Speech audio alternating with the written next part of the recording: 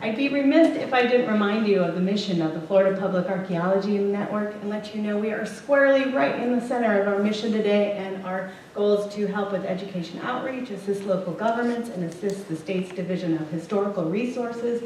Sea level rise and climate change were first part of our work plan back in 2011, 2012, as we were getting ready for the 2013 Florida Trust meeting. And in this very room, we gave what I believe was my first talk on this topic, and started to get our materials together, started to look a little more in depth into not only what was happening in Florida with cultural resources, but what FPAN could do to help.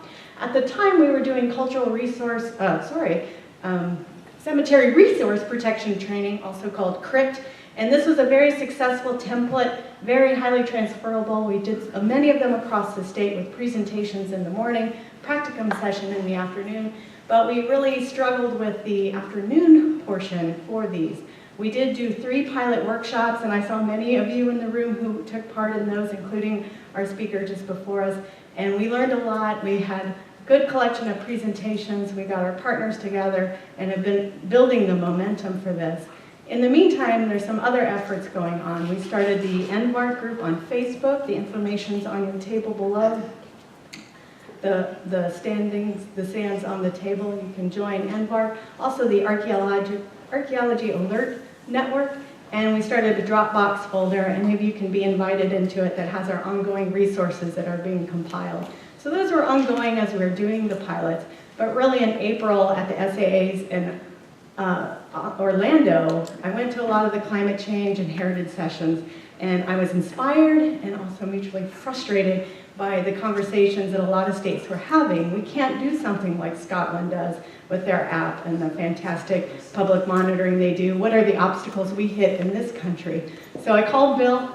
I said, Bill, I want to do more. We can do more. And he said, go and do it. So we went and met with a lot of state staff in May, a session that was organized by Barbara, get together with, I'm sorry for the acronyms, but due to time, VAR, DHR, SEAC, and NPS, and we pitched to them this idea of Heritage Monitoring Scouts of Florida. How could we get the public involved? What would that program look like? Where would we do it? How would we do it? And the most straightforward part of our presentation was the why. These slides you're about to see were compiled by a Division of Historical Resources a couple years ago. And just to point out, I'm going to be using that number for 4,000 archaeological sites at the 2-meter interval. So those sites are in yellow and red all around the state. So we have about 4,000 at least archaeological sites that are on our radar that need some monitoring. We need to know their location is verified. Are they as important as we think we are? And to add to that data, storm surge affecting historic cemeteries on the left. Things beyond the coast. The St. Johns River's got 2,000 sites that are already documented in it. Who's got eyes on those? And on the lower right, just under 500 sites in St. Johns County alone that we know will be impacted by a 5-foot rise. So these are some of the sites that are within a couple miles radius that we try and point out to people are going to be impacted or are currently being impacted by sea level rise in St. Johns County. So that's a little on the where. For the who, it makes a lot of sense for FPAN to be involved and serve as mentors for HMS Florida. We are statewide, there's about 20 full-time staff. We're really used to doing outreach activities, events, training. We need more people help though. I think there's a lot of other potential mentors that are in this room that can help take groups out, help them get them going. And then we have some scouts. We have some awesome scouts ready to go. We have our National Guard volunteers. They have won the statewide Stewards of Heritage Award. When I said, are you guys ready to leave the cemeteries, maybe go help get us to some of these remote sites?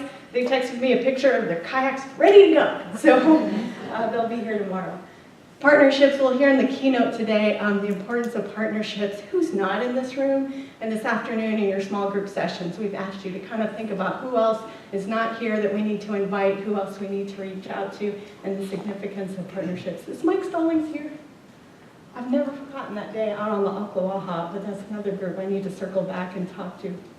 When we're in phase 1, we've been doing some piloting over the summer, having FPAN staff go visit sites and try out the forms to see if we can start releasing them to these scouts, these volunteers. So phase 2, we should be in it by this fall pretty fully. And getting to 3 next year, we'll have more refined training opportunities available as well. Thank you for coming today. You will all be receiving your very first piece of HMS swag, a floating keychain.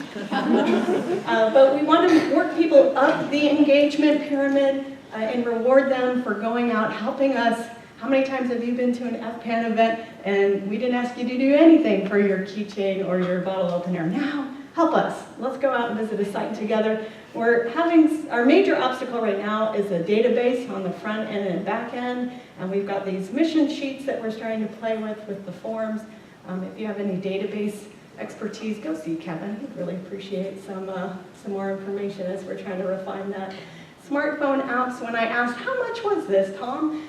To the Scotland group, they said, oh, it was 30,000 pounds, which seemed really impossible, but maybe after Brexit we can bring that price down. Too early, too soon. So, you know, we still need, that would be great to have that app to help us manage. So other random thoughts, especially for archaeologists, we're just too invisible. Our sites are places people don't even know, and how do we let them know, knowing that the site is very sensitive? It may be toast anyway, so we've got some conversations to have. I'd really like to prioritize, get that 4,000, at least down to 2,000 if we can verify the locations based on the Florida Master Site File, and also see if they're important, if they're significant enough to go back and monitor. So finally, Florida, it's a unique problem for us. We have 8,000 miles of coastline. We've got to figure this out in ways other states do not. Number 2, it's personal.